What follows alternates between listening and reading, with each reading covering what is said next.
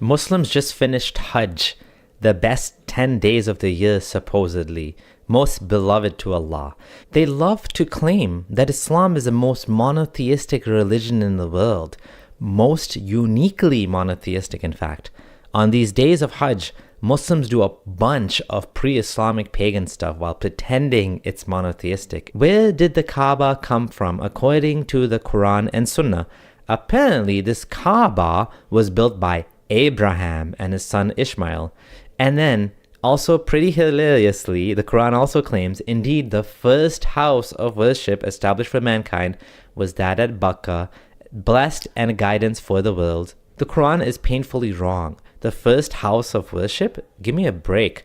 If this is the case, if the first ever house built for worshipping Allah was a Kaaba, why don't the other prophets mention this?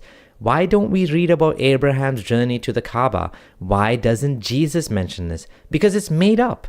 No timeline, no geographical evidence, no explanation of the centuries of polytheism. The Kaaba was a house of idolatry. We all know this.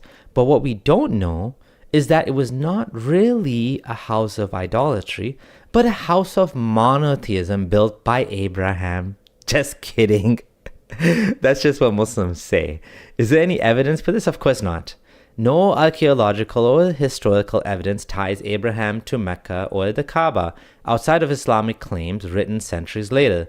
Jewish and Christian texts mention no such journey of Abraham to Arabia, nor any son of his, Ishmael included, settling there. The Abraham built the Kaaba narrative is a retroactive theological invention to legitimize Muhammad's message as being part of the Abrahamic tradition. We do have evidence that it was a pagan house of worship. Let's review some more of it pretty quickly. In this hadith in Bukhari, we know they used to go around the Kaaba naked. This hadith refers to Quran 2:199. There is a plenitude of evidence that Hajj is a pre-Islamic ritual.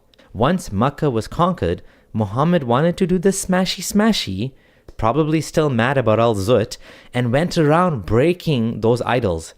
More proof that before Muhammad it was a house of idolatry. In conclusion, if it walks like a pagan, talks like a pagan, sounds like a pagan, and looks like a pagan, it must be monotheistic because Muhammad said so. Yeah, right.